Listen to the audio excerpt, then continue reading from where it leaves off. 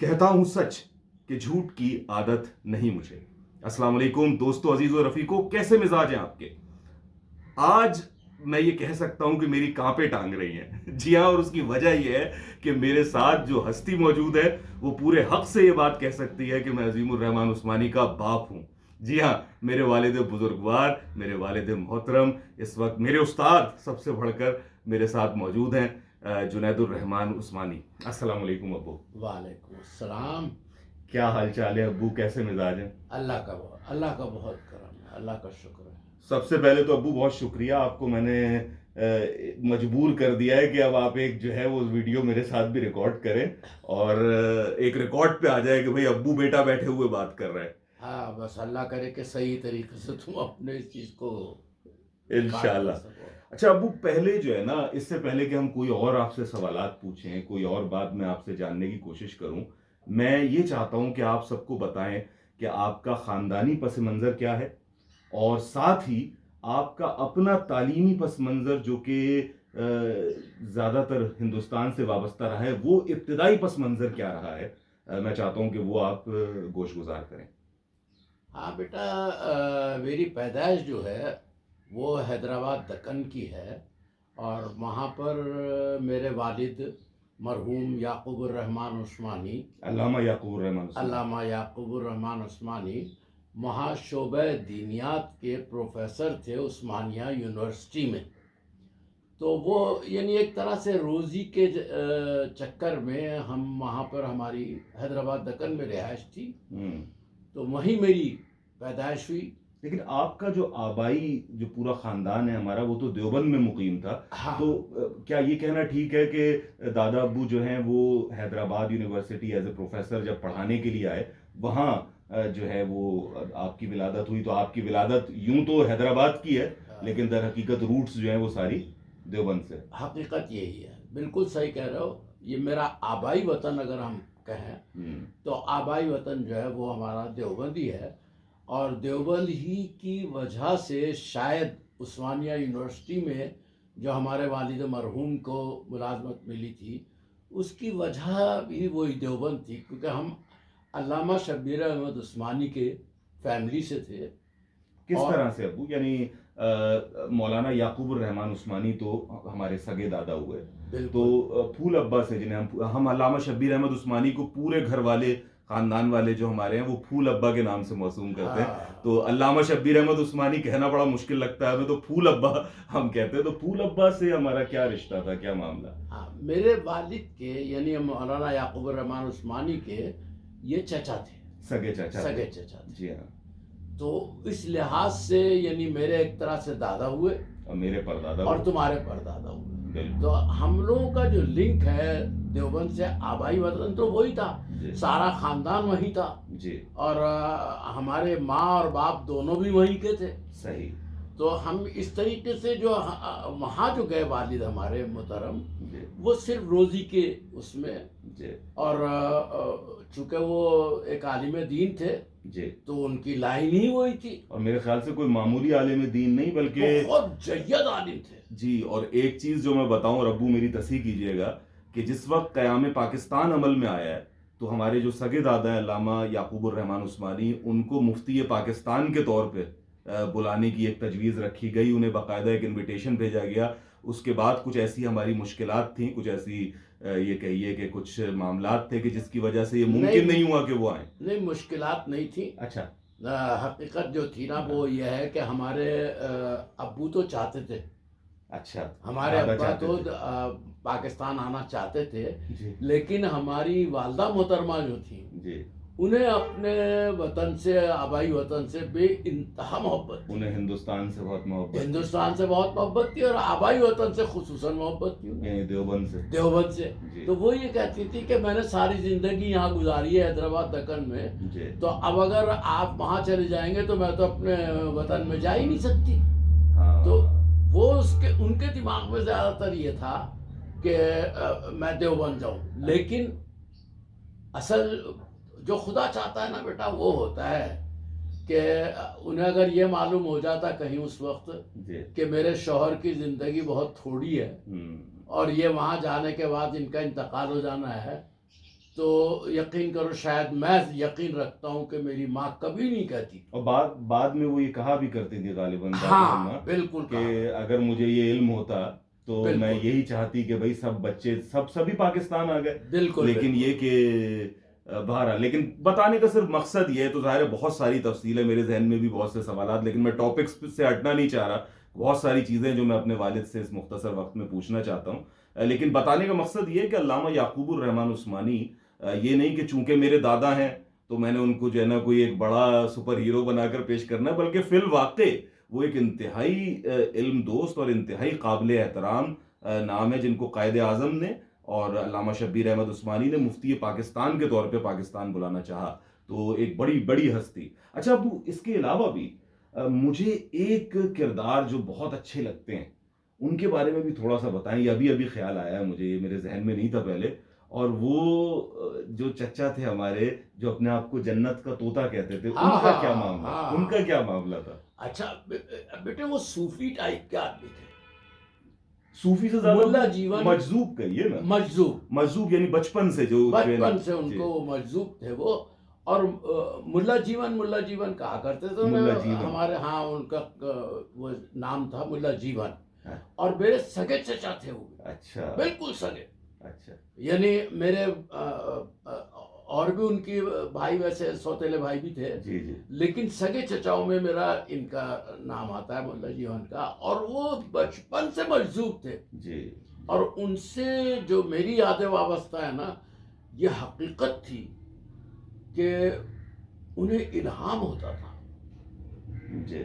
یعنی وہ جو کہہ دیتے تھے نا، اس میں سے میں نے 100% تو میں نہیں کہہ سکتا، لیکن 90% جو ہے نا معصوم تھے نا. تو اللہ پاک ان کی بات رکھ لیتے تھے. بالکل ان کی اللہ پاک ان کی بات رکھ لیتا تھا. اور ان کو بھی جیسے ہم کہہ رہے ہیں نا کہ علامہ شبیر احمد عثمانی کے لیے جو ہم جب بھی آپس میں بات کریں گے تو پھول ابا کہہ کے کہیں گے، تو اسی طریقے سے جو چچا جیون جنہیں یہ کہہ رہے ہیں ان کا ایک لقب تھا.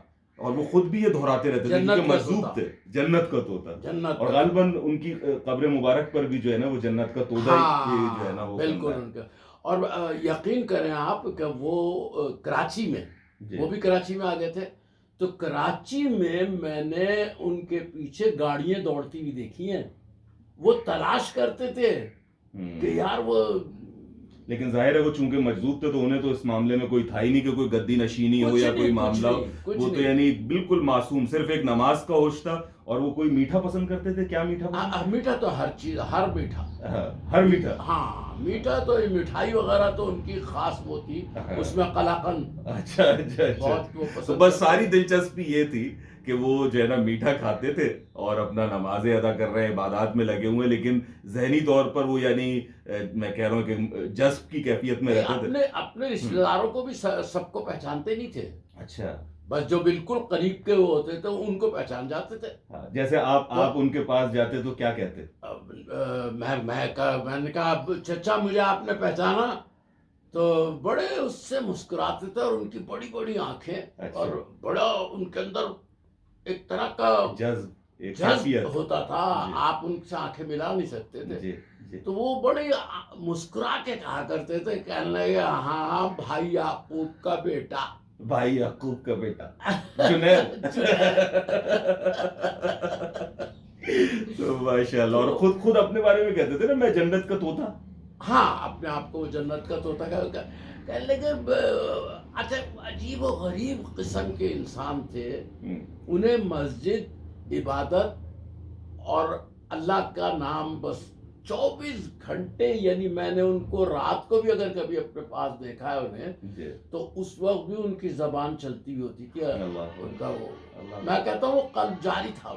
دیکھیں یہ وہ ہستی ہیں جن کا نام شاید آپ کو تاریخ کے صفحات پر نہ ملے.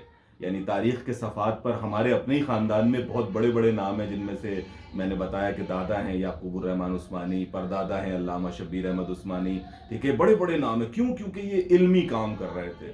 ٹھیک ہے، یہ اپنا بولنا جانتے تھے، ان کے علوم پہنچتے تھے. لیکن جن کا ذکر ابھی ہو رہا ہے، جنہیں ہم جنت کا طوطا کہہ رہے ہیں، اور کیا آپ نے بتایا چچا جیون.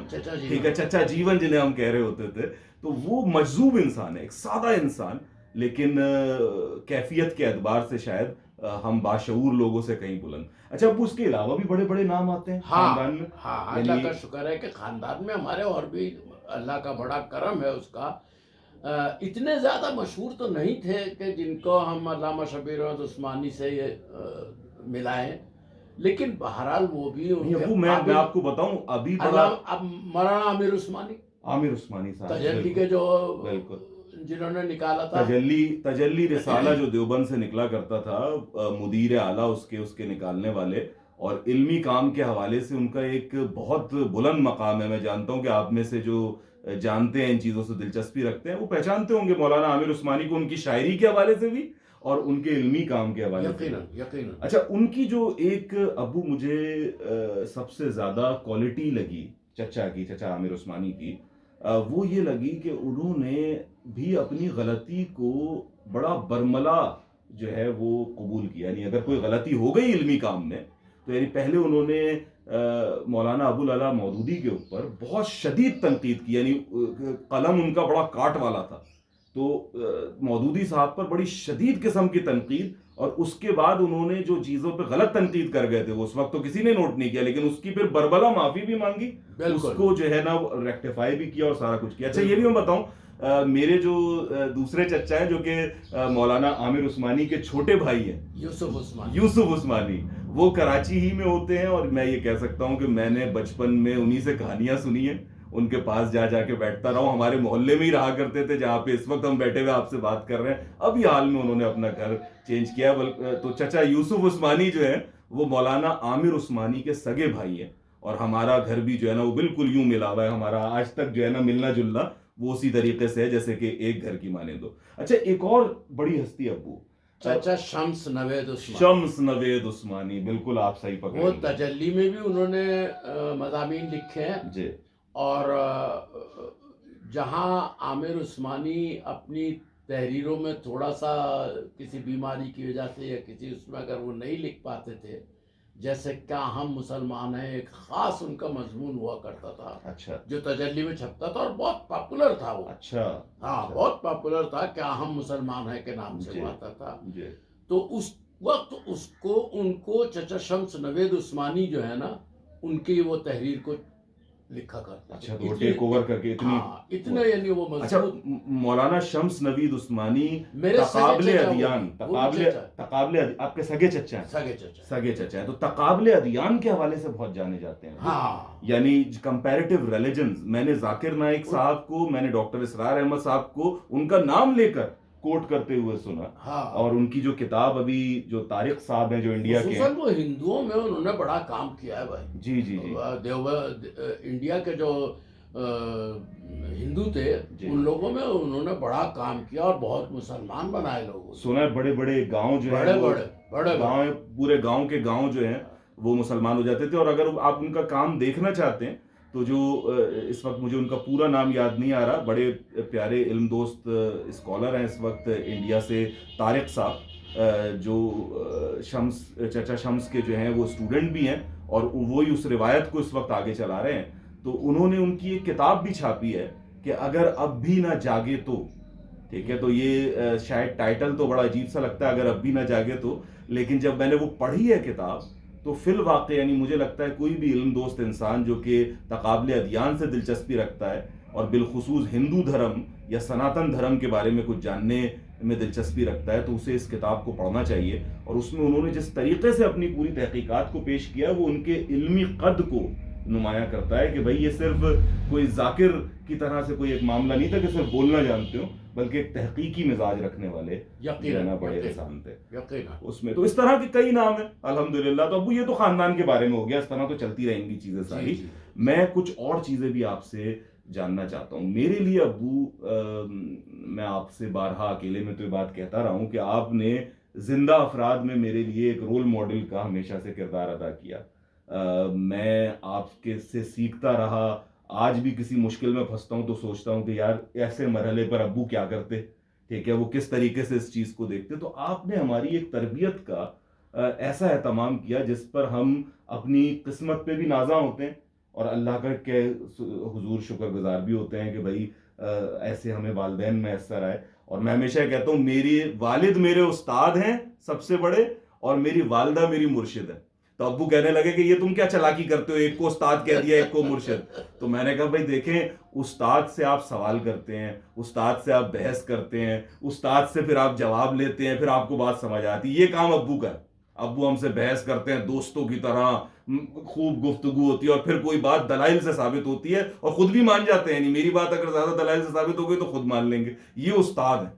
لیکن مرشد وہ ہوتا ہے جس سے چو چرا کوئی نہیں ہوتی. اب آپ کو بات نہیں سمجھ آ رہی, ٹھیک ہے, آپ کو لگ رہا ہے یار یہ عقل کے خلاف ہے, مرشد نے کہا ہے جی مان لیا. تو امی میری, والدہ میری مرشد ہے, اور ابو جو ہے وہ میرے استاد ہے. یہ ہوشیاری ہے. یہ ہے تو ہے. تو مجھے یہ بتائیں ابو کہ آپ کیا سمجھتے ہیں, آج اتنے لوگ ہیں میرے ارد گرد جن کی اولادیں ہیں, اب ہم عمر کے اس حصے میں کہ ہم سب کے جو ہیں وہ بچے ہیں جن کی ہم تربیت کر رہے ہیں, آپ کیا سمجھتے ہیں کہ کچھ ظاہر بے شمار چیزیں ہو سکتی ہیں, کچھ وہ نمائندہ اصول ایسے ہوں جو بحیثیت والدین ہمیں اپنانے چاہیے اپنے بچوں کی تربیت کرتے ہوئے؟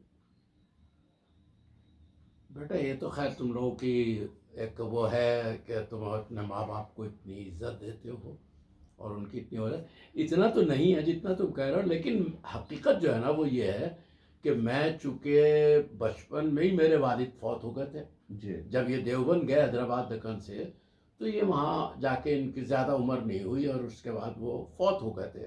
یعنی 50 سال کی عمر میں وہ فوت بھی ہو چکے تھے میرے والد.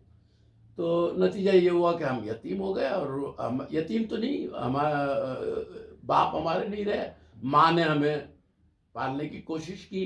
مگر ماں بھی چونکہ آمدنی کا ذرائع ہمارے پاس اتنے زیادہ اچھے نہیں تھے, تو ہمیں وہ تعلیم نہیں دلوا سکتی تھی جو خواہش تھی. اس نے پھر پاکستان میں ان کا ایک بیٹا بھیجا, پہلے اپنا بڑا بیٹا چچا عبید, چچا عبید الرحمان عثمانی چچا نام میں تھا میرے ان تو کا. تایا عبید ہے, میں تایا چچا کیوں تمہارے, کہتا, تایا, ہاں, تایا ابو. تو تمہارے تایا یہاں آ گئے. اس کے بعد انہوں نے مجھے یہاں بھیج دیا. تو میری زندگی میں اپس اینڈ ڈاؤنس بہت آئے, اس میں میں نے بڑی تکالیف بھی اٹھائی. میں ان کا ذکر نہیں کرنا چاہتا, بہت لمبی فہرست ہے. تو اتنی زیادہ تکالیف اٹھائی, لیکن اس تکالیف نے مجھے ایک چیز بڑی اللہ تعالیٰ نے مجھے عطا کی. اچھا. ان تکالیف نے کہ مجھے یہ احساس ہوا کہ بچوں کی تربیت کیسے کرنی چاہیے. صحیح. ان تکالیف نے, کیونکہ میں بھی بچہ تھا. صحیح. جوانی میری بالکل نوجوانی میں اپنے بھائی کے پاس آ گیا تھا یہاں. صحیح. تو جو تکالیف مجھے پہنچی, تو میں نے یہ سوچا کہ یار یہ جو مجھے تکلیفیں پہنچی ہیں تو اس کا کیا سدباب ہونا چاہیے. پھر میں نے اپنی ان تکلیفوں کا یہ سوچا کہ یار یہ تکلیفیں جو مجھے پہنچی ہے کن کن وجوہات پہ پہنچی ہیں, اس کا کریٹیکل انالیسس, اس کا کریٹیکل. تو اس میں مجھے یہ ایک اللہ تعالیٰ نے مجھے موقع دیا کہ میں اپنے بچوں کی تعلیم و تربیت میں اس کو ڈالوں.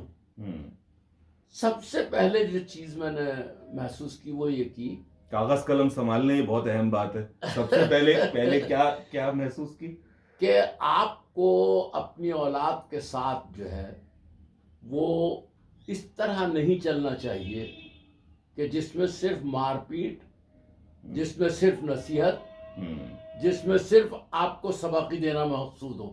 نہیں, آپ ان کی نیچر کو دیکھیں کہ بچے کی نیچر کیا ہے. اس نیچر کو دیکھ کے آپ ان کی نیچر کے مطابقت میں آپ ان کے ساتھ چلیں. میرے 3 بیٹے ہیں ماشاءاللہ, مگر تینوں کی نیچر تو الگ الگ ہے نا. ایسا ہی ہے.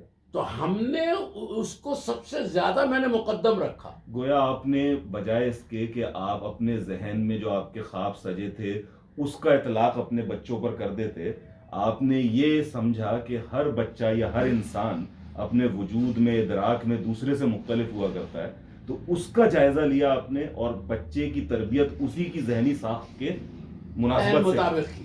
اچھا. اور ہمیشہ میں نے جو بات کی نا وہ اس طریقے سے کی کہ میں نے یہ محسوس کیا کہ یہ جو اس کے دماغ کو جو بات ٹچ کر سکتی ہے وہ اس طریقے سے کر سکتی ہے. اچھا, میں نے اپنے آپ کو کبھی اوپر نہیں رکھا.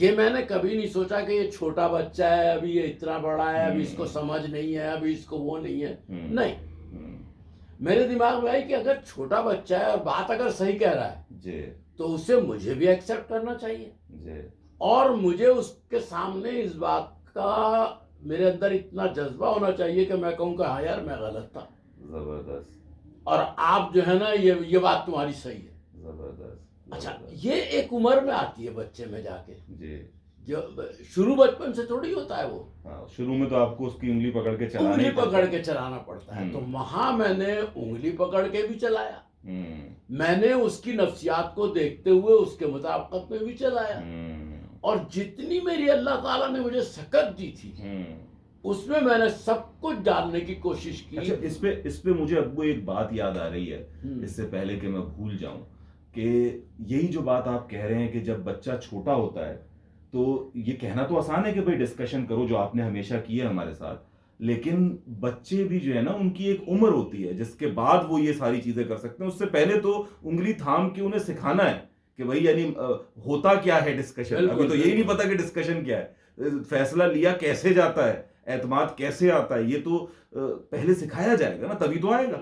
تو اس پہ ابو مجھے ایک واقعہ یاد آیا، یہی جگہ جہاں پر اس وقت آپ بیٹھے بات کر رہے ہیں، اسے ڈرائنگ روم کہتے ہیں ہم اپنا، اور یہ جگہ جو ہے نا ہمارے لیے مخصوص ہے کہ جب ہمیں کوئی سنجیدہ بات کرنی ہو تو ہم یہاں جمع ہوتے ہیں.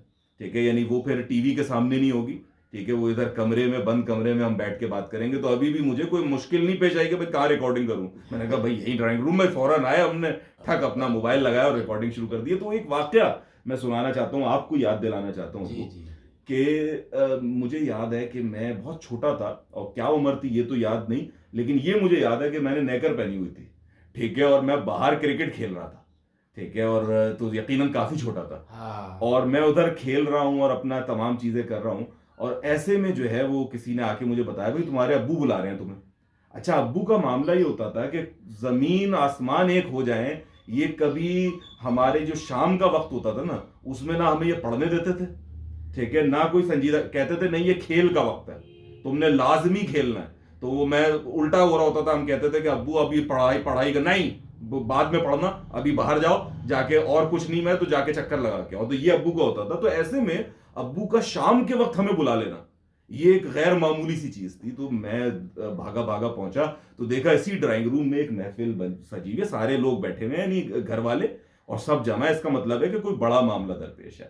تو ابو نے کہا کہ بھائی عظیم بات یہ ہے کہ تمہارے جو سب سے بڑے بھائی ہیں ان کے لیے ہم نے ایک رشتہ جو ہے وہ سوچا ہے کہ بھائی ان سے شادی کی بات چلائی جائے اور کی جائے، لیکن ہم نے تم سے تو ابھی تک مشورہ لیا ہی نہیں، تو اب تم کہو گے تو بات آگے بڑھے گی، ورنہ جو ہے نا یہ بڑا مشکل ہو جائے گا اس میں. تو اب آپ سوچیں کہ عظیم الرحمان یہ آج کے اتنی بڑی عمر کا آدمی، ایک پختہ عمر کا آدمی نہیں بیٹھا ہوا، بلکہ ایک بچہ جو ابھی کرکٹ کھیلتا ہوا آیا ہے، اس کو اس کے والد سب کے سامنے کہہ رہے ہیں کہ بھائی تم نے بتانا ہے کہ یہ رشتہ ہم کریں یا نہ کریں. نہیں عظیم تم ایک بات سوچو، اس وقت اگر تمہیں بہت اچھی، بالکل صحیح یادداشت ہے تمہاری، لیکن اس وقت تم سوچو کہ تمہیں اس وقت کیا محسوس ہوا ہوگا جب میں نے تم سے یہ کہا. میں اصل میں اس کا کہنے کا مقصد میرا اس وقت تم سے مشورہ لینا نہیں تھا. جی ہاں، جی ہاں، در حقیقت میں تمہیں مضبوط کرنا چاہتا تھا دماغی اعتبار کہ سے، میری کوئی سے ہے، ٹھیک ہے، یعنی میں اس فیملی کا ایک اسینشیل پارٹ ہوں، یقیناً، ٹھیک ہے، میرے مشورے کی کوئی اہمیت ہے، مجھے رسپانسبلٹی ہونی چاہیے. تو جو اعتماد وہ میرے اندر اترا اس وقت جا کر، بالکل وہ اعتماد جو ہے میں آج تک اپنے سینے میں بالکل تازہ محسوس کرتا ہوں کہ شاید وہ بھائی وہ جو لوگ کہتے ہیں نا وہ ڈیسیجن نہیں لیا جاتا ہم سے، ہم کنفیوز ہو جاتے ہیں. تو یہ چھوٹے چھوٹے واقعات بہت اہمیت رکھتے ہیں، بلڈنگ بہت بلاکس. اہمیت. ایک خاص بات تمہیں بتاؤں بیٹے، جی، جو یعنی مجھے بڑی شوق کر کے گئی ہے، اور میں نے بھرپور کوشش کی. جی، اب یہ مجھے نہیں معلوم میں کس حد تک کامیاب رہا، جی، لیکن میں نے بھرپور کوشش کی کہ وہ بات میں پوری اولاد کے ذہنوں میں بھر دوں. اور میں یہ سمجھتا ہوں کہ وہ بات ایسی ہے کہ وہ ہزاروں قسم کی مصیبتوں اور پریشانیوں سے اور ان چیزوں سے بچاتی ہے. وہ کیا ابو؟ وہ ہے جھوٹ نہ بولنا. اللہ، واقعی یہ واحد ابو کی چڑ.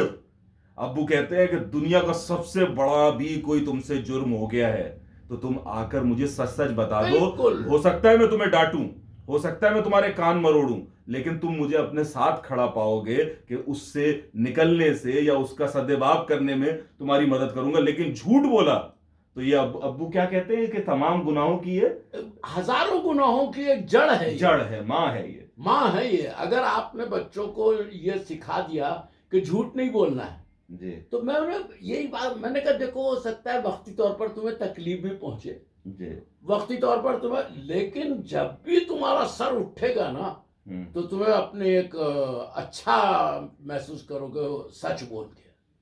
وقتی طور پر جھوٹ کی ہزاروں وہ ہوتی ہیں.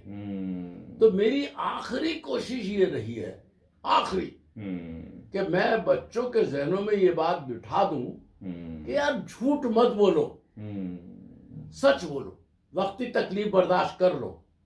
اور میں نے بھی یہی کوشش کی ہے حد الامکان کہ بھائی میں جھوٹ نہ بولوں, اور جو تکلیف ہوتی ہے ہونے دو, وقتی بات ہے. اور یہ ایک بات اور بھی ہے, یہ اس جھوٹ نہ بولنے میں تمہاری ماں کا بہت بڑا حصہ ہے, بہت بڑا حصہ.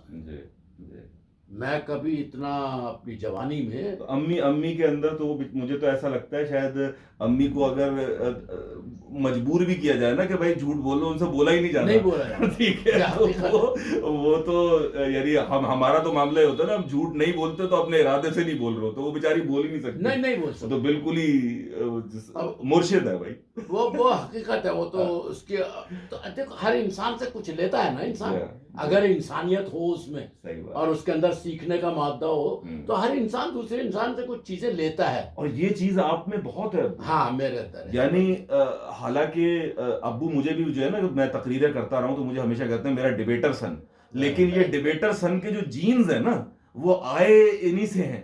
تو یعنی یہ اپنے زمانے طالب علمی میں جب یہ دارالعلوم دیوبند میں پڑھا کرتے تھے اور اس کے بعد بھی ادھر بھی تقریریں یہاں بھی تقریریں, تو اسٹیج ابو کو خطابت اور یہ سب کچھ نا بہت مضبوطی کے ساتھ.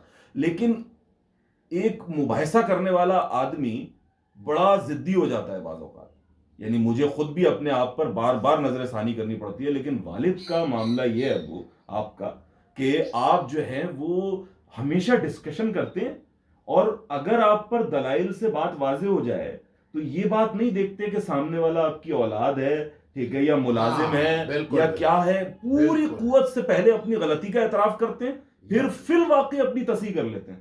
یقیناً یہی بات ہے, بالکل ایسی بات ہے. اور اللہ کا بڑا کرم ہے, یہ احسان ہے اس مالک کا کہ میں اپنے آپ کو اس معاملے میں بالکل صحیح سمجھتا ہوں کہ آپ اگر غلط ہیں تو یار آپ کو چاہیے کہ آپ ایکسیپٹ کریں اور اپنی غلطی بھی درست کریں کہ یار یہ میں نے, تمہیں یاد ہوگا جب تم یہ اس لائن میں آئے ہو یا وہاں جانے کے بعد یو کے, جی تو شاید تم نے وہ جو تبلیغی وغیرہ سلسلے میں یوٹیوب وغیرہ پہ جو, تو مجھ سے تم اس زمانے میں ٹیلی فون کے اوپر گھنٹوں تم مجھ سے ڈسکس کرتے تھے. جی بہت سی باتیں اس ڈسکشن میں ایسی ہوتی تھیں کہ میں چاہتا تھا کہ یہ بتاؤں, کیونکہ میں دیوبند سے پیدا ہوا تھا, میری گھٹی میں سب کچھ ہے, سب کچھ موجود ہے, تعلیم وہیں کی ہے ابتدائی. لیکن میں نے تمہیں کبھی میرے خیال میں یہ نہیں کہا کہ یہ 100% یہ بات صحیح ہے اور آپ اس کے اوپر قائم ہو جائیں.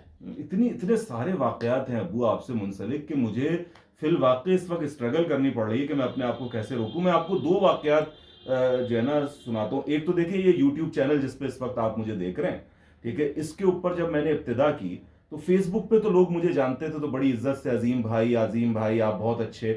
یوٹیوب پر لوگ جانتے نہیں تھے, انہوں نے دیکھا ایک بندہ جو ہے نا باتیں بنا رہا ہے, ٹھیک ہے, تو یہ ایک اور آ گیا کوئی دھندا کرنے کے لیے یا پیسہ کمانے کے لیے, ان کے ذہن میں تو یہی فوراً آیا. تو بڑی مجھے گندی گالیاں دی گئیں, میرے ماں باپ کے بارے میں بڑا بولا گیا, اور وہ اس کے اندر وہ ملحدین بھی تھے, اس کے اندر فرقہ پرست مولوی بھی تھے, ٹھیک ہے, ہر کسی نے بلا تفریق وہ کیا. تو ابو سے میں نے بڑے دکھ سے ایک دن فون پر یہ بات کہی, میں نے کہا ابو یہ ہو رہا ہے میرے ساتھ, اور جو ہے نا وہ اس طرح سے مجھے برا کہہ رہے ہیں. تو اب اس پہ بڑا عجیب مشورہ دیا ابو نے, یعنی ایک تو یہ ہوتا نہیں بیٹا صبر کر, ٹھیک ہے, یہ سب چیزیں ہیں, نبوت میں بھی جو ہے نا انہوں نے سہا تھا تو تم بھی, ایک تو یہ ہے جو کہ بہت اچھا مشورہ ہے جو ہم بھی دیتے ہیں سنتے ہیں. ابو کیا کہہ رہے ہیں, ابو کہہ رہے بھائی پہلے اپنا جائزہ لو کہ اگر لوگ تمہیں گالی دے رہے ہیں یا تمہیں منافق کہہ رہے ہیں, ٹھیک ہے, یا تمہیں گناہگار کہہ رہے ہیں, تو کہیں یہ مسئلہ فی الواقع تمہارے اندر تو موجود نہیں ہے. ان کا برا انداز اپنی جگہ غلط صحیح جو بھی, لیکن تمہارا محاسبہ تم خود کرو گے تو سب سے پہلے تو اپنا محاسبہ کرو اور اپنے آپ سے پوچھو کہ یار یہ جو مجھ پہ الزام لگایا ہے کہیں اس کی کوئی جھلک یا اس کے اندر کوئی کردار میرا اپنا تو نہیں ہے. اگر ہے تو سب سے پہلے اپنی تصحیح کرو, ٹھیک ہے. اگر نہیں ہے تو پھر وہ کہتے ہیں ہاں بھائی پھر صبر کرو کہ یہ تو اچھی بات ہے اللہ تعالیٰ کے اس کے اندر. تو یہ بڑا یعنی یہ سیلف ریفلیکشن.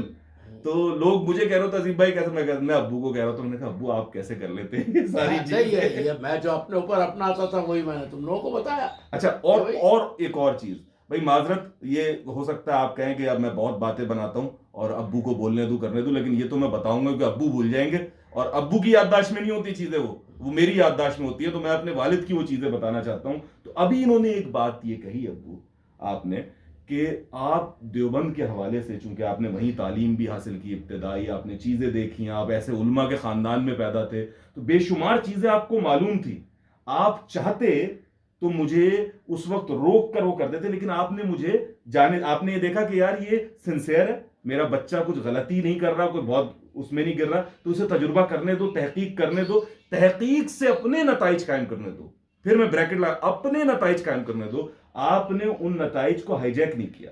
اس پر مجھے جو ایک بہت بڑا واقعہ میری زندگی کا, وہ یعنی آج جو چھوٹا موٹی میں جو چیزیں کر لیتا ہوں یا جو بھی لوگ کہہ رہے ہوتے ہیں, اس کے اندر میں سمجھتا ہوں جب میں اپنی زندگی کو دیکھوں سب سے بڑا واقعہ وہی ہے. وہ یہ کہ بھائی ہم ایک مقامی مسجد میں جو ہے وہ نماز پڑھنے جاتے تھے. چھوٹے تھے, میرے خیال سے 9th میٹرک فرسٹ ایئر کچھ ایسا زمانہ ہوگا, بالکل ہی بچے.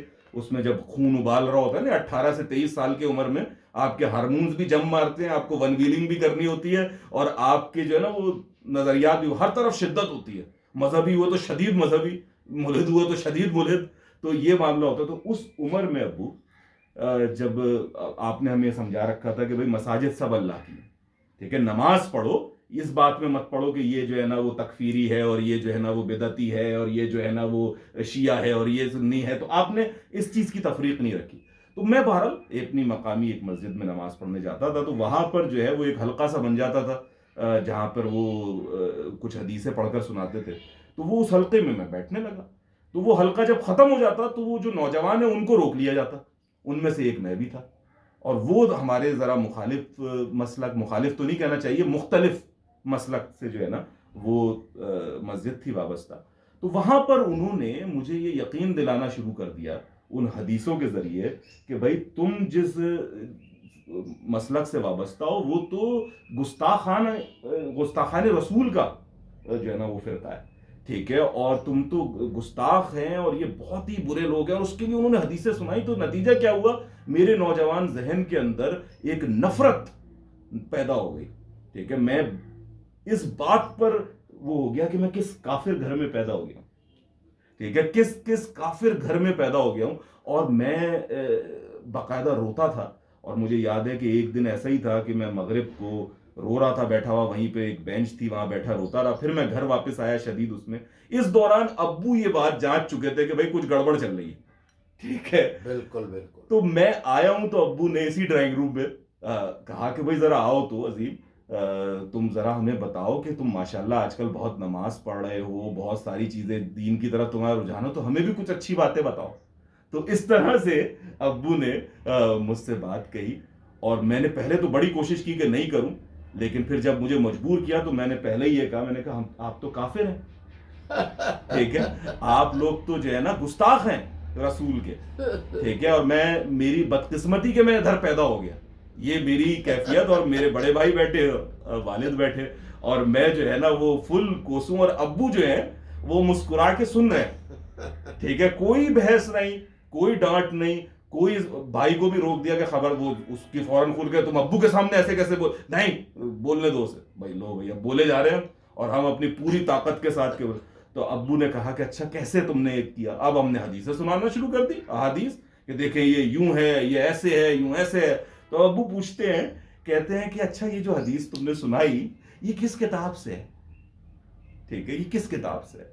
اب ہم نے جو بھی ہمیں نام اس وقت پتا تھا کتاب کا, جو پڑھ کے بھائی فیضان مدینہ یا کوئی بھی اس طرح کی کتاب کا, ہم نے نام بتا دیا اس میں. ابو نے کہا بیٹا یہ تو 67 میں بھی نہیں شامل یہ کتاب. اب ہمارے فرشتوں کو بھی علم نہیں کہ سہاستا کیا ہوتی ہے اس وقت. ہم نے کہا یہ کیا ہوتی ہے؟ تو پھر ابو نے بتایا کہ بھئی یہ 6 کتابیں ہوتی ہیں, ان میں 2 صحیحین ہیں جو صحیح بخاری اور صحیح مسلم ہیں, اور یہ ساری باتیں بتائیں. اور پھر ایک ایک میرے اعتراض کا سوال کا بہت محبت سے دلیل سے ایسا جواب دیا کہ جو مجھے مطمئن کر گئی. اب ہم مطمئن, بالکل ہمیں بات سمجھ آ گئی کہ یار والد تو صحیح کہہ رہے ہیں. تو اب اس پر کیا کہتے ہیں, یہ بڑی پتے کی بات ہے, دوبارہ سے کاغذ قلم سنبھال لیں اس پر, ٹھیک ہے. اس پہ کیا کہتے ہیں, کہتے ہیں عظیم لیکن میری بات ماننا مت. میں کہہ رہا ہوں بھائی کیوں نہ مانوں, اتنی تو بات آپ نے سمجھا دی. کہہ رہے نہیں میری بات ماننا مت. ٹھیک ہے, کیوں نہیں ماننا؟ اس لیے کہ کل تم نے کسی اور کی بات سنی تھی جو تم سے علم میں زیادہ تھا, تم اس کے قائل ہو گئے تھے. آج تم نے میری بات سنی ہے, ٹھیک ہے, میں تم سے شاید تھوڑا سا علم میں زیادہ ہوں, ٹھیک ہے, تو تم میرے قائل ہو گئے. کل تمہیں کوئی اور شخص ذرا زیادہ چرب زبان مل جائے گا, تم اس کے بھی قائل ہو جاؤ گے. تو یہ تو تحقیق کا کوئی پیمانہ نہیں ہوا. تو مجھے یہ سمجھایا والد نے کہ تحقیق سے نتیجہ قائم کرنا. اگر تم یہ چاہتے ہو کہ محقق بنو, تمہیں تقلید روا نہیں ہے پوری طریقے سے کہ تم آرام سے چلتے رہو کسی اس پہ, تو پھر محقق بن کے دکھاؤ.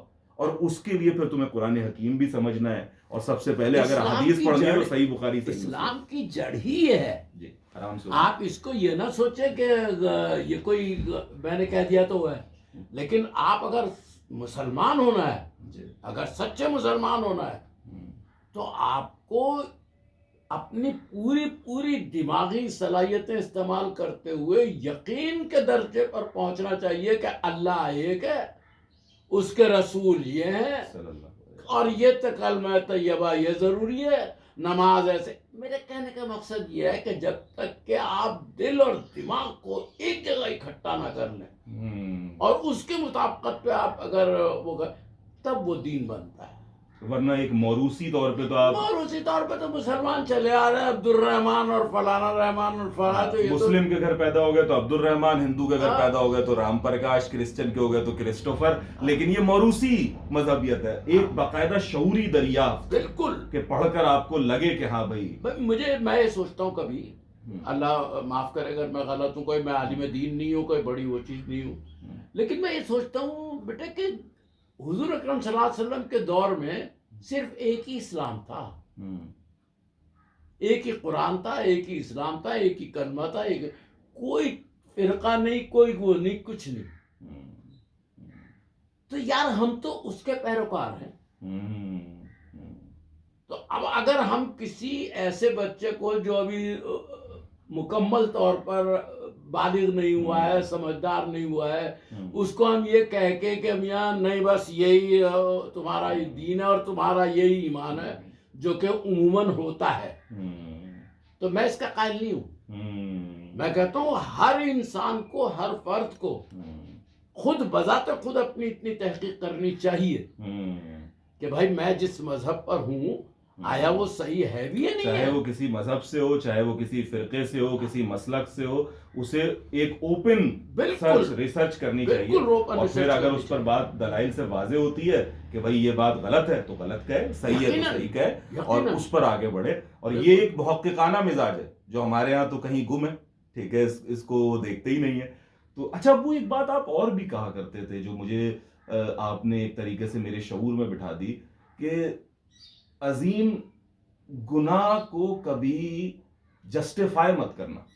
ہاں ٹھیک ہے, یعنی آپ نے مجھے ایک چیز جو سکھائی وہ یہ سکھائی کہ بھائی دیکھو گناہ سے بچنا تو ہے, لیکن گناہ سے پوری طرح سے بچنا تو ناممکن ہے. ٹھیک ہے, رسول اللہ صلی اللہ علیہ وسلم نے بھی کہا ہے نا کہ سب کے سب گناہ گار ہیں, اور سب سے اچھا گناہ گار ہوا ہے جو توبہ کرے. اس کے اندر تو گناہ تو ہم سے ہوتے ہیں, لیکن ایک چیز جو ابو نے ہماری گھٹی میں ڈالی ہے وہ یہ ہے کہ گناہ کو کبھی جسٹیفائی نہیں کرنا, اس کی ریزننگ نہیں پیش کرنی. یہ کیا ہے ابو, کیا بھائی آپ اگر گناہ کو جسٹیفائی کریں گے نا تو گناہ از گناہ ہے. اللہ, آپ اس کو جسٹیفائی کرتے چلے جائیں, ملٹیپلائی خود بخود ہوتا رہے گا. اچھا, آپ کو یاد ہے آپ نے مجھے کس طرح سکھائی تھی بات؟ جی, میں چھوٹا تھا تو ظاہر ہے بچپن میں یہ چیزیں سکھائی جاتی ہیں نا, وہ تو پھر بعد میں ہم شعور جب ہو جاتا ہے تو ہمیں لگتا ہے شاید یہ ہماری باتیں, ٹھیک ہے, وہ اس کے پیچھے جو ہے نا وہ جنید الرحمان عثمانی ہیں جو بتا رہے ہوتے ہیں. جنید بھی اب جو ہے نا بوڑھا ہو گیا ہے, بہت سی باتیں بھول بھی جاتا ہے. اسی لیے تو میں یہی کہہ رہا ہوں, مجھے پتا ہے کہ کئی لوگوں کو یہ اعتراض ہو جائے گا اس چیز پر کہ آپ زیادہ بول رہے ہیں، ٹھیک ہے، اور میں بولتا بھی ہوں ظاہر ہے ان چیزوں میں، لیکن میں نہیں چاہتا کہ کوئی بات ان میں سے گم ہو جو مجھے میری یادداشت میں آ رہی ہے اور میرے والد سے محض اب جیسے یہ بات بتا رہے ہیں تو اپنی اصل میں تو انہوں نے بات بتا دی، لیکن انہوں نے سمجھایا کیسے مجھے، یعنی یہ میں تربیت کے حوالے سے بتا رہا ہوں، جب ہم بچوں کی تربیت کرتے ہیں تو انہیں آپ کوئی منطقی باتیں نہیں سمجھاتے، آج چونکہ میں سمجھ سکتا ہوں تو وہ اس انداز میں مجھ سے بات کر رہے ہیں، اس وقت مجھے کیا سمجھایا کہانی کی طرح سے کہ عظیم دیکھو شیطان نا وہ پہلے بڑا پریشان رہا کرتا تھا، وہ بہت پریشان رہا کرتا تھا کیونکہ وہ بڑی محنت سے کسی انسان کو گناہ پر ابھارتا، اس سے جھوٹ بلواتا، اس کو کہتا کہ نماز نہ پڑھ، اس سے رشوت کا معاملہ کرواتا، اس سے گالی دلواتا، بڑی مشکل سے وہ یہ کام کرتا، بہت سارا بہکانے کے بعد پھر وہ انسان اس کو جب سمجھ آتی کہ یار یہ تو گناہ ہو گیا مجھ سے، تو وہ اللہ سے توبہ کر لیتا۔ تو اللہ کا وعدہ یہ ہے کہ وہ اگر آپ سچے دل سے توبہ کریں تو وہ گناہ کو معاف بھی کر دیتے ہیں، اور بعض اوقات اگر آپ اپنی صحیح تصحیح کر لیں تو وہ گناہ کو ثواب سے بھی بدل دیتے ہیں، ٹھیک ہے، اور وہ آپ کو دوہرا اجر دیتے ہیں۔ تو یہ تو شیطان کے لیے بڑا مسئلہ تھا، تو شیطان بڑا پریشان رہتا تھا، تو اس نے ایک نئی پالیسی بنائی ہے۔ اب میں نے کہا جی ابو وہ پالیسی کیا ہے شیطان کی؟ انہوں نے کہا اب شیطان کی نئی پالیسی یہ ہے بیٹا کہ وہ انسان سے گناہ اس طرح سے کرواتا ہے کہ وہ گناہ کو گناہ سمجھ کر نہیں بلکہ ثواب سمجھ کر کرتا ہے، ٹھیک ہے، اور اس زوم میں مبتلا رہتا ہے کہ گناہ تو ہو رہا ہے لیکن وہ سمجھ رہا ہے کہ گناہ کر کے وہ متقی پرہیزگار ہو رہا ہے، لہٰذا لوگ بے گناہوں کو مار دیتے ہیں، ٹھیک ہے، اور سمجھتے ہیں کہ یہ کوئی دین کا کام ہے، ٹھیک ہے، کسی بے گناہ کو مار دینا، کہتے ہیں جنت میں جا رہے ہیں ہم تو نا، ہم نے کسی کو مار ڈالا اس کے اندر، کسی مخالف مسلک کو، یا ایک بات اور بھی ہے اس میں تمہیں ایڈ کروں ایک بات کو جی کہ ایک عام آدمی اور ایک عالم، جی عالم میں یہ نہیں کہتا کہ ان کی ڈگری لے گیا کہ عالم فلانا عالم فلانا، نہیں، عالم کا مطلب یہ ہے کہ جو جانتا ہو، جیسا آپ ہیں، آپ کون سے کسی جگہ کے کسی مدرسے کے ڈگری تھوڑی لیے ہوئے آپ نے، لیکن آپ جو ہے نا وہ لیکچر بھی دیتے ہیں اور سمجھاتے بھی ہیں لوگوں کو، اور آپ اپنی باقاعدہ یہ مووی جو آپ بنا رہے ہیں یہ بھی کرتے ہیں آپ، تو آپ کو یہ یقین سے رکھنا چاہیے کہ اللہ تعالیٰ آپ کی پہلے پکڑ کرے گا۔ اللہ اکبر، ابو ڈرا رہے ہیں اب آپ؟ نہیں، میں صحیح بات کہہ رہا ہوں، صحیح کہہ رہے ہیں، صحیح کہہ رہے ہیں، میں صحیح بات کہہ رہا ہوں بیٹے، کیونکہ جو ہے نا اللہ کا بھائی وہ تو جانتا نہیں ہے، اس کو اللہ معاف کر سکتا ہے کہ وہ تو بھائی جانتا ہی نہیں تھا بیچارہ، چلو، لیکن آپ تو جانتے بوجھتے راستے بھٹکا رہے ہیں دوسرے کو۔ اللہ اکبر، اللہ تعالیٰ مجھے محفوظ رکھے آمین اس چیز میں، آمین، آپ میرے لیے دعا کرتے ہیں؟ بالکل بالکل کرتا ہوں، اور بہت یہ دعا کرتا ہوں اللہ تمہیں شیطان کے شر سے محفوظ رکھے۔ آمین۔ شیطان بہترین کام کرتا ہے اس وقت ان عالموں کے اوپر جو صحیح معنوں میں عالم ہیں، وہ اس کو تکبر اور اس میں ڈال دیتا ہے اللہ کہ یار میں تو عالم ہوں، علم کا اس کو زوم ہو جاتا ہے، زوم ہو جاتا ہے، وہیں ختم ہے کھیل کسی سارا، کو اپنی پارسائی پہ جو ہے نا ناز ہونے لگتا ہے، اور یہ اللہ اکبر، وہی سب سے کھیل ختم ہے وہاں۔ یہ اب ہم نے بڑی طویل بات کر لی ہے، آپ سے تو میں بات کروں ابو تو کرتا ہی چلا جاؤں، ٹھیک ہے، بے شمار پہلو ہیں، لیکن میں آپ کو تھکانا نہیں چاہتا، ٹھیک ہے، مجھے پتا ہے کہ میرے والد ماشاءاللہ اس وقت، اب ہمیں ایگزیکٹ عمر تو نہیں پتا ہے لیکن 80-85 کے درمیان کی کہیں ابو کی اس وقت عمر ہے، اور اس میں ہم ابو سے استفادہ کرتے آئے ہیں، لیکن میں ابو کی صحت کا اہتمام کروں گا، تو میں بس اب پروگرام کو وائنڈ اپ کرتا ہوں، لیکن ایک واقعہ جو میں آپ سے پوچھنا چاہتا ہوں ابو، بلکہ اس کو میں سوال کی صورت میں کر دیتا ہوں کہ کوئی ایسا واقعہ جو کہ روحانی حوالے سے آپ کے ساتھ ہوا ہو، جس نے آپ کی زندگی کو ایک نئی ڈائمنشن دی ہو یا آپ کو سیکھنے کی مدد کی ہو، کوئی ایک ایسا واقعہ، اور میں جس واقعے کی طرف آپ کو لے جانا چاہ رہا ہوں، آپ اس واقعے سے واقف ہیں، میں چاہتا ہوں کہ وہ آپ لوگوں کو سنائیں، بتائیں کہ وہ کیا ہوا تھا۔ وہ بس ایک بڑی واقعی وہ روحانی وہ ہے، بڑا عجیب سا محسوس کرتا ہوں جب یاد آتا ہے۔ مجھے ہارٹ اٹیک ہوا تھا، میں اس وقت ایک اپنے رشتہ داروں کے گھر پر تھا، تو جب ہارٹ اٹیک ہوا تو تکلیف سینے میں مجھے تکلیف محسوس ہوئی، اور وہ تکلیف بڑھتی بڑھتی اس حد تک پہنچی کہ ناقابل برداشت ہونے لگی، تو مجھے ایسا لگا اس کے فوراً ہی بعد کہ وہ تکلیف سب ختم ہو گئی ہے، اور اب میں ہواؤں میں اڑ رہا ہوں. یعنی آپ نے اپنے آپ کو اپنے جسم سے باہر محسوس محسوس کیا, ہلکا محسوس کیا اپنے آپ کو. اور میں نے یہ محسوس کیا کہ نہیں, اب میں وہاں نہیں ہوں, بستر پہ ہی نہیں ہوں, اب میں ہواؤں میں اڑ رہا ہوں. اور آپ نے اس وقت اپنے جسم کو دیکھا؟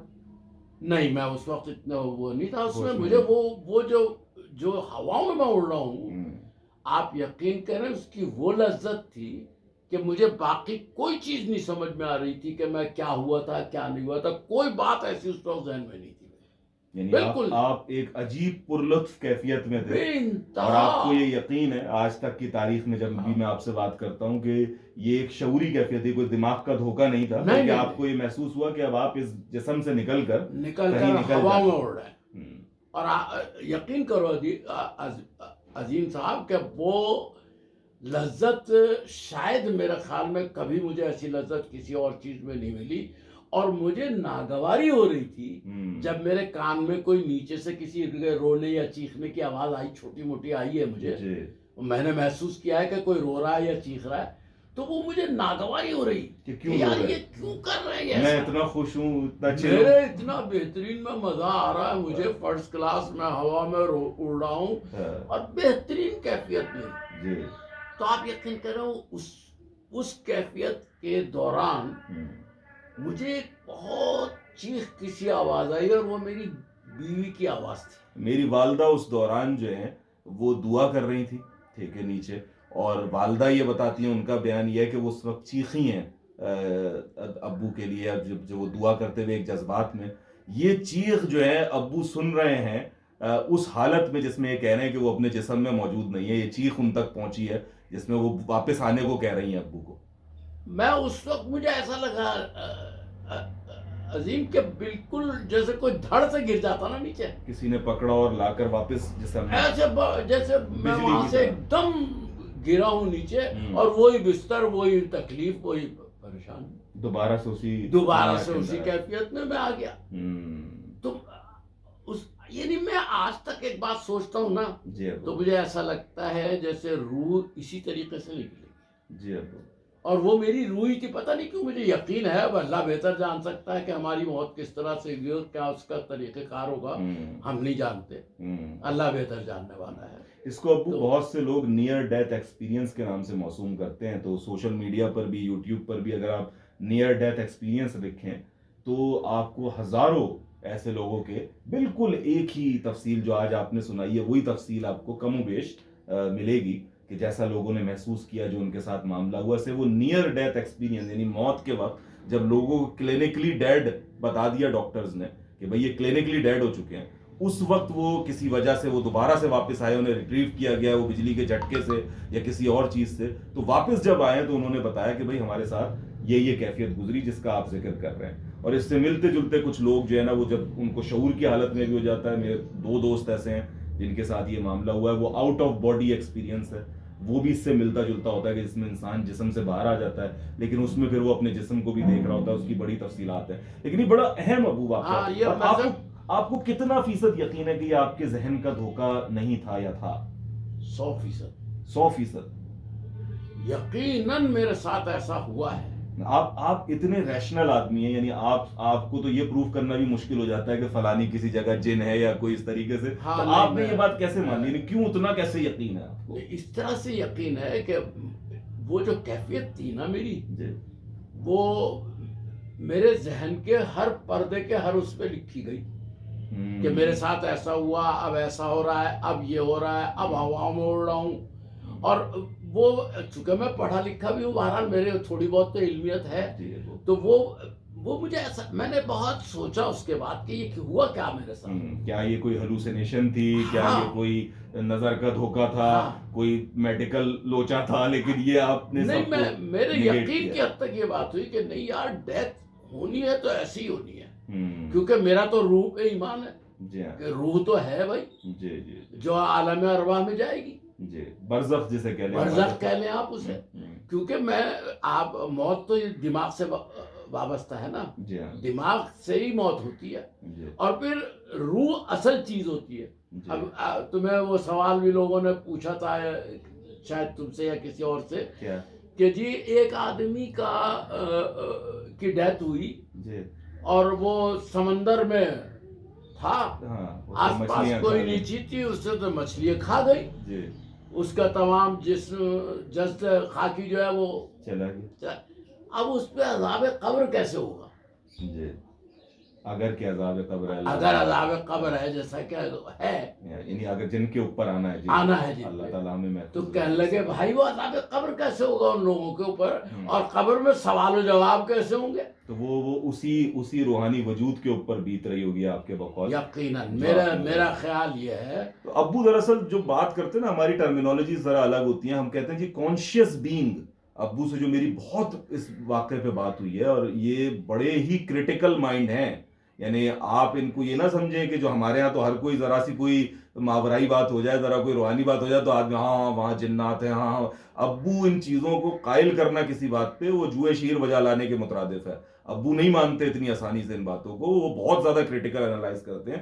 لیکن انہوں نے جب اپنے اس تجربے کا جائزہ لیا ہے نا، پورا کریٹیکل انالیسس کر کے کسی صورت وہ نگیٹ نہیں کر پائے، اور وہ اس روح کو، جیسے روح کہہ رہے ہیں، وہ بیسیکلی اس کانشیس بینگ کی بات کر رہے ہیں. یعنی یہ اپنی پوری کانشیسنس کے ساتھ اس وقت موجود تھے، صحیح بات ہے، اور اس پورے تجربے کو دیکھ رہے تھے. بہرحال ابو، مجھے معلوم ہے آپ بھی باتیں کیے جائیں گے، میں بھی کیے جاؤں گا، لیکن پھر والدہ کی ڈانٹ پڑے گی کہ ابو کو تھکا دیا تم نے، اور اب یہ میں مزید نہیں کروں گا. تو بس بہت شکریہ ابو، اللہ تعالیٰ آپ کو ہمارے سروں پہ سلامت رکھے. بھی اللہ پاک بہت سی زندگی صحت دے. میں بہت خوش ہوتا ہوں جب میں یہ سوچتا ہوں کہ میرے بچوں نے میری تربیت اور میرے اس سے سیکھا ہے. الحمدللہ. اور اللہ کا بڑا کرم ہے کہ میں یہ نہیں محسوس کرتا کہ کوئی غلط راستے پہ گیا ہے کوئی بھی بچہ. اللہ کا شکر. تو یہ اپنے اوپر بھی ہوتا ہے، اور اللہ کا شکر ادا کرتا ہوں، ورنہ ہم کیا چیزیں، اللہ نہ چاہے تو کچھ بھی نہیں ہو سکتا. ایسا ہی ہے. تو یہ اللہ ہی کی وہ ہے، اور تمہاری ماں کی بڑی مخصوص. جی اچھا، یہ ہمارا خاندانی بھی ہے معاملہ نا. ہم اپنا سارا کریڈٹ جو ہے نا اپنی زوجہ کو ضرور دے رہے ہوتے ہیں. بیٹے اس کے بغیر گزارا نہیں ہے. ہاں آپ یقین کریں، میں نہیں یقین کر سکتا اس بات کا کہ کسی کی تربیت، کسی بچے کی بھی تربیت ماں اور باپ اگر مل کر نہ کرے تو بس. چلے جاتے جاتے یہ بھی بتا دینا، ایک اس بات کو بھی پورا کر لیتے ہیں کہ بھائی ایک آج آپ دیکھ رہے ہیں ہر طرف طلاقیں ہو رہی ہیں، یعنی اتنی تیزی سے طلاقیں ہو رہی ہیں کہ انسان پریشان ہے کہ یار یہ رشتے کامیاب کیوں نہیں ہو رہے. آپ کا اور امی کا جو رشتہ ہم نے دیکھا ہے وہ آئیڈیل سے بھی کچھ آگے بڑھا ہوا نظر آتا ہے، جتنی محبت سے آپ لوگ چلے ہیں. اور ہمارا ایک جوائنٹ فیملی سسٹم بھی ایسا چلا ہے کہ لوگ رش کرتے رہے اس کے اوپر. تو یہ کیا ہے، کیا کرنا چاہیے میاں بیوی کو مل کر ایک خاندان کی داغ بیل رکھنے کے لیے؟ بڑی اہم بات ہے بیٹے، بڑی اچھی بات پوچھی تم نے یہ. اور میں نے اس کو کئی دفعہ تجزیہ کیا اس بات کا کہ اب جو اتنی طلاقیں بڑھ رہی ہیں، اور وہ محبت میں وہ خلوص، اور وہ جو ہمارے زمانے کے ہم بڈھے ٹائپ کے جو جب ہماری جوانی تھی وہ گم ہو گیا ہے، وہ نہیں ملتا. تو کیوں نہیں ملتا؟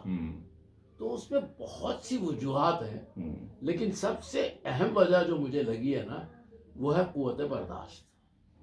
اچھا. ہاں، میاں اور بیوی جو ہے نا، جب تک کہ قوت برداشت ان میں نہیں ہوگی وہ رشتہ مضبوط ہو نہیں سکتا. اور میں نے اور میری بیوی نے، ہم نے باقاعدہ اس بات کا وہ کیا تھا کہ دیکھو یار، جب تمہیں غصہ ہے تو تم پوری کوشش کرو کہ اسے برداشت کرو، اور اس کے ساتھ نہیں اس وقت الجھو، اور اسی کے مرضی کے مطابق کوشش کرو کہ وہ ہو جائے کہ بھائی اچھا. اور یہی بات آپ پر بھی اطلاق ہوتا تھا یہ اگر ان پہ بالکل. تو مرد اور عورت ہم نے کبھی فرق نہیں محسوس کیا. ہمیں معلوم تھا کہ چکی کے واقعی دو پارٹ ہیں، اگر ان کو آپ جدا کر دیں گے تو کوئی چیز پس نہیں سکتی اس میں. تو اس چکی کے پارٹوں کو ہم نے بڑا مضبوط پکڑا دونوں نے. اچھا، اس میں پھر میں یہی کہوں گا کہ در حقیقت وہ قوت برداشت جو ہمارے دور کے عورتوں میں خصوصاً، کیونکہ میں نے 3 زمانے دیکھے ہیں، ان 3 زمانوں میں ایک زمانہ تو وہ تھا جہاں عورت کی کوئی عزت ہی نہیں ہے. وہ جب چاہ اٹھایا کھانے کی پلیٹ دے کے مار دی. استغفر اللہ، کیسا ہوا کرتا تھا. جی ابھی بھی کچھ جاہل ایسے ہیں جو کر رہے ہوتے ہیں، لیکن اللہ کا شکر ہے کہ پڑھے لکھے طبقے میں اب یہ بات نظر نہیں آتی ہاں آپ کے. تو ایک وہ تب وقت بھی دیکھا میں نے عورت کا کہ عورت کی کوئی حیثیت ہی نہیں, پاؤں کی جوتی بنایا ہوا. ہاں دوسرا وہ وقت بھی دیکھا جب میرے جیسا آدمی جو میں نے جوان ہوا تو میں نے سوچا نہیں یار عورت کی تو بہت عزت ہونی چاہیے, اور اس کو جب تک میں ساتھ لے کے نہیں چلوں گا وہ. اچھا ہم نے یہ بھی خیال رکھا ہے کہ عورت تو بھائی ٹیڑھی پسلی کی پیدا ہے, تو مرد کے اوپر زیادہ ذمہ داری عائد ہوتی ہے کہ وہ کسی صورت سے اپنی یعنی اپنی سائیکی کو عورت کی سائیکی کے مطابق رکھنا. ہمارے یہاں الٹا ہوتا ہے, ہم عورت کو جب سیدھا کرنے کی کوشش کرتے ہیں نا تو وہ تو کیا سیدھی ہو, آپ کا رشتہ ٹوٹ جاتا ہے, رشتہ خراب ہو جاتا ہے, ٹھیک ہے, سارا کچھ تباہ ہو جاتا ہے. تو یہ بڑی اہم بات ہے کہ آج کل کے دور میں جو لڑکی آ رہی ہے نا, اس کو سب سے بڑی بات تو یہ ہے کہ اس کے ماں باپ نے صحیح تربیت ہی نہیں دی. کیونکہ تربیت بہت اہم ہوتی تھی. پہلے کی عورت کو جب وہ ودا کرتے تھے ماں باپ تو وہ کہتے تھے کہ اب تمہاری لاش ہی آنی چاہیے اس گھر میں. ابو لیکن یہ بات تو اچھی نہیں ہے نا. نہیں, سمجھانے کے لیے کرتے تھے. اچھا, یہ مطلب نہیں تھا کہ تم جا کے پس جاؤ مر جاؤ, پتہ کسی جنگلی کے پلے پڑ گئی, اس نے زندگی عذاب کر دی. ہاں تو میں یہی تو بات سمجھانا چاہ رہا ہوں آپ کو کہ بھائی ذمہ داری تو دونوں کی ہوتی ہے, مرد اور عورت کی. اگر اگر خالی عورت ہی پستی رہے تو پھر وہ منہ پہ کھاتی رہے گی پلیٹیں. اس میں بیلنس ہے, یعنی عزت کا رشتہ جو ہے نا یقیناً یعنی ایک جو, اگر میں آپ کی بات کا لب لباب پیش کروں تو آپ یہ کہہ رہے ہیں کہ ایک اصول جو سب سے اہم تر ہے وہ یہ ہے کہ دونوں آپس میں ایک دوسرے کے لیے قوت برداشت پیدا کریں. بالکل, جب ایک غصے میں ہو تو دوسرا جھک جائے, اور جب دوسرا غصے میں ہو تو پہلا جھک جائے. ہوتا اس کے برعکس ہے کہ ایک غصے میں ہوتا ہے تو دوسرا اس سے بڑھ کر غصہ دکھانے کی کوشش کرتا ہے, اور نتیجہ پھر. اور ایک بات اور بتاؤ, خصوصاً یہ عورتوں میں یہ مادہ زیادہ ہوتا ہے, قدرتی ہوتا ہے وہ, کیونکہ وہ ٹیڑھی پسلی کی ہے. اچھا, تو مرد پہ زیادہ میری شامت آنے والی ہے, لگتا ہے جتنی بہنیں سن رہی ہوں گی نا انہوں نے جان کو آ جانا ہے ہمیں ٹیڑھی پسلی کہہ رہے ہیں انکل. لیکن بہرحال یہ وہ سائیکی ہے بیسیکلی, مرد پہ زیادہ ڈیپینڈ کر رہے ہیں, مرد کو بہت وہ ہونا چاہیے کہ صحیح. بہرحال ابو پروگرام کو انشاءاللہ ختم کرتے ہیں, اس نشست کو اللہ تعالیٰ آپ کی زندگی میں بھی برکت دے, اور انشاءاللہ ہم جلد بیٹھ کر دوبارہ پھر. بہت مزہ آیا, اللہ تعالیٰ تمہیں زندگی دے, اور تمہارے چاہنے والوں کو, دیکھنے والوں کو اللہ پاک جو ہے نا, ہم کوئی بڑے عالم دین نہیں ہے, کوئی وہ نہیں ہے, لیکن اللہ کا بہت احسان ہے. الحمدللہ. تو جناب یہ آج ہماری گپ شپ تھی ابو بیٹے کی, جو ہم نے آپ کے سامنے رکھ دی ہے. بتائیے گا کہ آپ کو کیسے لگی. ہو سکتا ہے کچھ باتیں آپ کے مزاج پہ گراں گزرے تو اس کو درگزر کریں. بھائی باپ بیٹے ہیں, آپس میں گپ شپ لگا رہے ہیں, یہ کوئی وہ اسکرپٹڈ نہیں ہے کہ کوئی جواب نہیں ہے کہ ہم نے صحیح بات کی ہوا ہے. ہاں بھائی بالکل. تو بس اپنا خیال رکھیں. اب میں اجازت لے رہا ہوں آپ سے, اگلی ویڈیو تک کے لیے اجازت دیجیے عظیم الرحمان عثمانی کو اور ان کے والد جنید الرحمان عثمانی کو. السلام علیکم. بہت شکریہ.